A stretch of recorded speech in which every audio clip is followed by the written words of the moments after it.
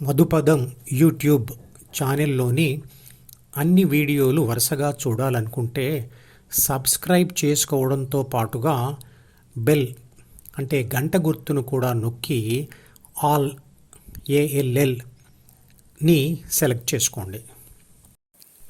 ప్రాపంచిక నేను పొందే అనుభవాలు 3 రకాలు. 1. ప్రపంచము నుండి జ్ఞానేంద్రియాల ద్వారా పొందే బాహ్యానుభవం. 2. అలా పొందిన ఆ అనుభవ సారాన్ని ద్వితీయ మనసులో రాసుకొని అలా రాసుకున్న దానిని చదివినప్పుడల్లా పొందేది అనుభూతి అంటే డూప్లికేట్ అనుభవం. ఇక 3వది ప్రపంచం మరియు మనసు అవసరం లేని ధ్యానం ద్వారా హృదయంలో స్థిరపడినప్పుడు పొందే ఆత్మానుభవం.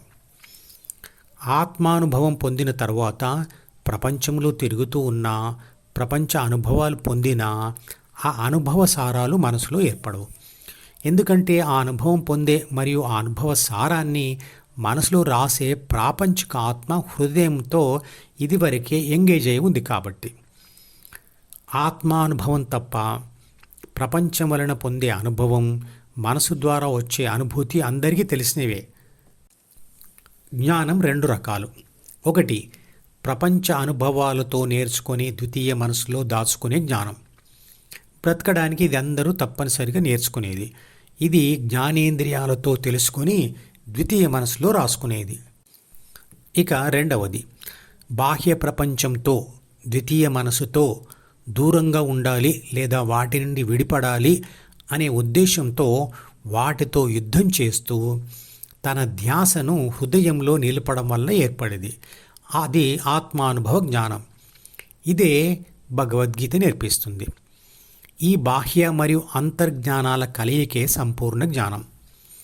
బాహ్యమైన అనుభవాలు శారీరక సుఖాన్ని ఇస్తాయి, కానీ ఆ అనుభవాలు తాత్కాలికమైనవి. ఎందుకంటే బాహ్య ప్రపంచపు పదార్థాలు నశించేవే మరియు పదార్థాల అనుభవం పొందే శరీర భాగాలు వయసుకు లోబడి అనుభవించే శక్తిని కోల్పోయేవే. ఆత్మానుభవం శాశ్వత శాంతి, ఆనందాన్ని ఇస్తుంది.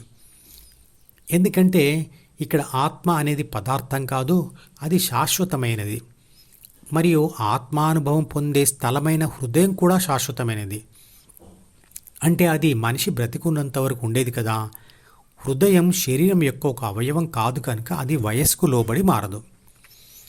గొప్ప పదవులు, పేరు, ప్రఖ్యాతి పొందిన వారందరూ పంచేంద్రియాల అనుభవంతో నేర్చుకున్న బాహ్య జ్ఞానం కలవారే.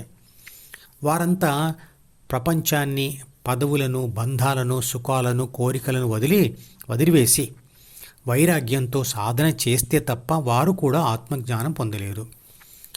బాహ్యంగా ఎంత ఎత్తుకు ఎదిగితే, ప్రపంచానికి ఎంత ఎక్కువగా అతుకుపోతే యుద్ధం చేసి దాని నుంచి విడిపడడం మరియు అంతరానుభవం పొందడం అంత కష్టమవుతుంది.